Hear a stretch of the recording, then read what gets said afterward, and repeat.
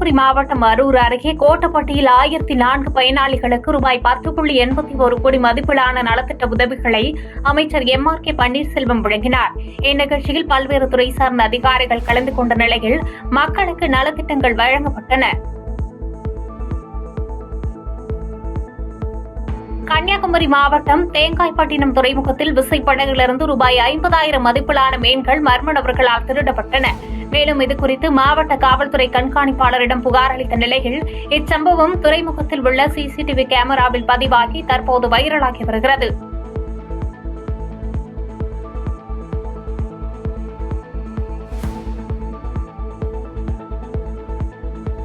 ஆந்திராவிலிருந்து நெல்லைக்கு கொண்டு வந்த 6 கிலோ கஞ்சாவை பாளையங்கோட்டையில் வைத்து போலீசார் பறிமுதல் செய்தனர். மேலும் இது சம்பந்தப்பட்ட ஆட்டோ மற்றும் இருசக்கர வாகனங்கள் பறிமுதல் செய்யப்பட்ட நிலையில் இது தொடர்பாக 6 பேரை கைது செய்துள்ளனர். தஞ்சை மாவட்டம் மாநில சுயாட்சி மற்றும் கூடுதல் அதிகாரங்களை வலியுறுத்தும் வகையில் மே 10ஆம் தேதி தஞ்சையில் கூட்டரசு கோட்பாடு சிறப்பு மாநாடு நடைபெறவுள்ளதாக தமிழ் தேசிய பேரியக்க தலைவர் மணிகரசன் அறிவித்துள்ளார். இதனைத் தொடர்ந்து மாநிலங்களுக்கான அதிகாரங்கள் குறித்து பேசிய அவர் இந்தியை திணிப்பதாக கண்டனம் தெரிவித்தார். திருவாரூர் மாவட்டம் மன்னார்குடி அருகே பழமை வாய்ந்த ஆவணியப்பன் கோவிலில் மண்ணால் செய்யப்பட்ட குதிரைகளை சுமார் 2 கிலோமீட்டர் தூரம் தலையில் சுமந்து வந்து 1000க்கும் மேற்பட்ட பக்தர்கள் நேர்த்திக் கடன் செலுத்தினர். மேலும் இவ்விழாவில் லட்சக்கணக்கான பக்தர்கள் கலந்து கொண்டு சுவாமி தரிசனம் செய்தனர்.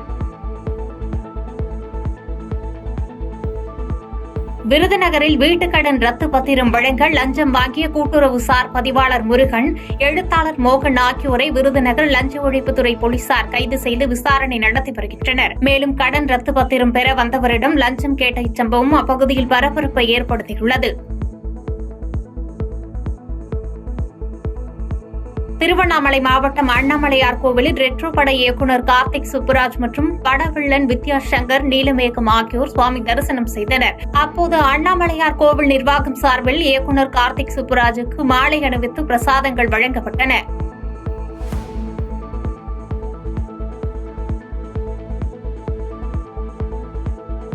செங்கல்பட்டு மாவட்டம் ராஜேஸ்வரி வேதாச்சலம் அரசு கலை மற்றும் அறிவியல் கல்லூரியில் தடகள விளையாட்டு மைதானத்தை அமைச்சர் தாமு அன்பரசன் திறந்து வைத்தார். தொடர்ந்து விளையாட்டு வீரர்களுக்கு விளையாட்டு உபகரணங்களை வழங்கினார். இந்நிகழ்வில் மாவட்ட ஆட்சித்தலைவர் அருண்ராஜ், சட்டமன்ற உறுப்பினர் வரலட்சுமி மதுசூதனன் மற்றும் மாவட்ட விளையாட்டு அலுவலர் ஆனந்த் ஆகியோர் கலந்து கொண்டு விழாவை சிறப்பித்தனர்.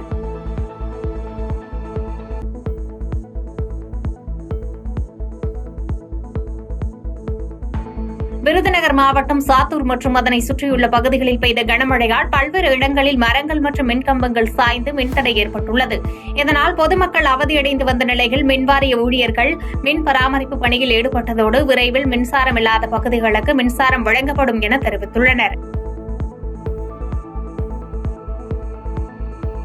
மதுரை மாவட்டம் முசலம்பட்டியில் சூறைக்காற்று காரணமாக மதுரை தேனி நெடுஞ்சாலையில் விழுந்த 100 ஆண்டு பழமையான புளிய மரத்தால் போக்குவரத்து பாதிக்கப்பட்டது. தகவல் அறிந்து சம்பவ இடத்திற்கு வந்த தீயணைப்புத்துறை வீரர்கள் JCB இயந்திரம் மூலம் சாலையில் விழுந்த மரத்தை அகற்றி போக்குவரத்து பாதிப்பை சரி செய்தனர். திண்டுக்கல் மாவட்டம் நத்தம் சுற்றுவட்டார பகுதிகளில் 1 மணி நேரத்திற்கு மேலாக பெய்த கனமழையால் பொதுமக்கள் மற்றும் விவசாயிகள் மகிழ்ச்சியடைந்துள்ளனர்.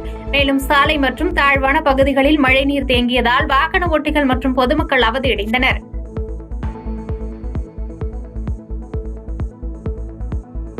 புதுக்கோட்டை மாவட்டம் கரம்பக்குடி அருகே வடக்கலூர் நாட்டைச் சேர்ந்த ஸ்ரீ முத்துமாரியம்மன் கோயில் தேர் திருவிழா வெகு விமர்சையாக நடைபெற்றது.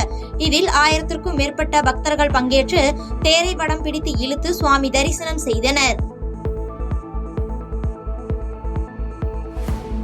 சேலம் மாவட்டம் ஓமலூர் அருகே பாகிஸ்தானை கண்டித்து ஆர்ப்பாட்டத்தில் ஈடுபட்ட 60 பாஜகவினர் மீது பொதுமக்களுக்கு இடையூறு அளித்ததாக தாரமங்கலம் போலீசார் வழக்கு பதிவு செய்துள்ளனர்.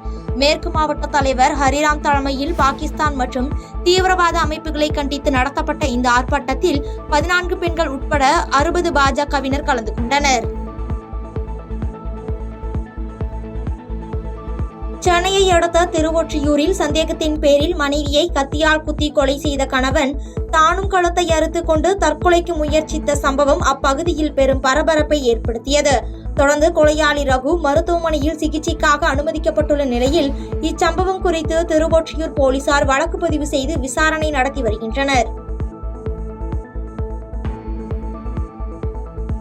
கிருஷ்ணகிரி மாவட்டம் போச்சம்பள்ளி அருகே எம்நாடு செய்தி எதிரொலியாக ஏரிக்கரையில் மருத்துவ கழிவுகளை அகற்றும் பணியில் ஊராட்சி நிர்வாகிகள் ஈடுபட்டுள்ளனர். மேலும் அங்கு மருத்துவ கழிவுகளை கொட்டியவர்களின் மீது கடும் நடவடிக்கை எடுக்கப்படும் என்று மாவட்ட நிர்வாகத்தினர் தெரிவித்துள்ளனர்.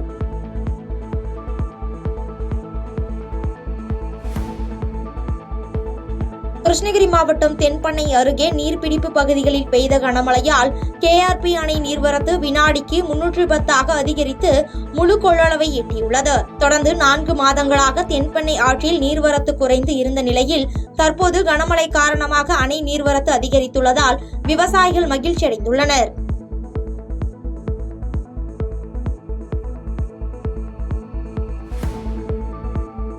செய்திகளை உடனுக்குடன் தெரிந்து கொள்ள கீழ்கண்ட கேபிள் மற்றும் டிடிஎச் நெட்வொர்க்குகளில் எம்நாடு செய்தி தொலைக்காட்சியை காணுங்கள். பாதகம் செய்பவரை கண்டால் நாம் பயம் கொள்ளலாகாது பாப்பா. மோதி மிதித்து விடு பாப்பா, அவர் முகத்தில் உமிழ்ந்து விடு பாப்பா. அண்மை செய்திகளை உடனுக்குடன் தெரிந்து கொள்ள இணைந்திருங்கள் எம்நாடு தொலைக்காட்சியுடன்.